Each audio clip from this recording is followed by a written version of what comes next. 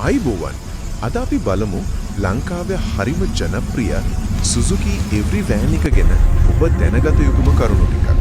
මේක ඔය ජපානයේන කී ක්ලාස් එකේ වාහනයක් නේ. ඒ කියන්නේ එන්ජින පොඩි 660cc සයිස් එකක් පොඩි. ඉතින් සිටි එකේ දුවන්න පොඩි බිස්නස් එකකට ෆැමිලි එකේ වැඩකට එහෙම තමයි ඉතින් කට්ටිය ගොඩක්ම ගන්න.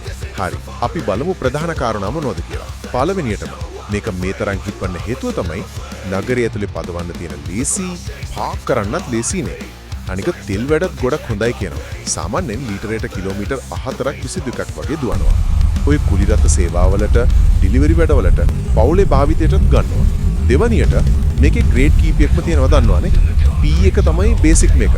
ඊට පස්සේ PC, joint turbo, wagon වගේ. ඉතින් ඒ ග්‍රේඩ් එකට අනුව පහසුකම් ඒ වගේම මිලෙමත් වෙනස් වෙනවා. පාවිච්චි කරපු එකක් ලක්ෂ 50ක් වගේ ඉඳලා අලුත්ම ටර්බෝ එකක් හරි වැගන් එකක් හරි ගත්තොත් ලක්ෂ 100 පනින්නත් පුළුවන්. ස්පෙයාර් පාර්ට්ස් නම් ගොඩක් වෙලාවට හොයාගන්න පුළුවන් කියලායි කියන්නේ. හැබැයි අර වැගන් මොඩල් එකේ හැම සමහර බඩු ටිකක් ගණන් හොයන්නත් අමාරු වෙන්න පුළුවන්ලු. අන්තිමටම නගරයට නම් නියමයි.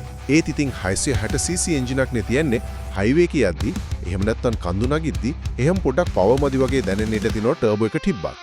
විශේෂයෙන් පරණ මොඩල් වල සේෆ්ටි ෆීචර්ස් එමත් ටිකක් සීමිතයි. වේගෙන් යද්දි එන්ජිනේ සද්දෙක් ටිකක් වැඩි, බොඩිය සැහැල්ලු නිසා හුළඟටත් ටිකක් අස්තාවා ගතියක් එන්න පුළුවන්. අබලන් පාරක යද්දි සස්පෙන්ෂන් එකත් පොඩක් සැරේ වගේ දැනෙන්නත් ඉඩ තියෙනවා. අනික ඔකේ ඔය ඕල්ටර්නේටර්, ටර්බෝ, විශේෂයෙන් තෙල් හරියට මාරු නොකළොත්, AC compressor, idling ප්‍රශ්න, ISVCU scene, power mirror, suspension බඩු වල සද්දේන එක ඔය වගේ පොඩි ලෙඩ වාර්තා වෙනවා.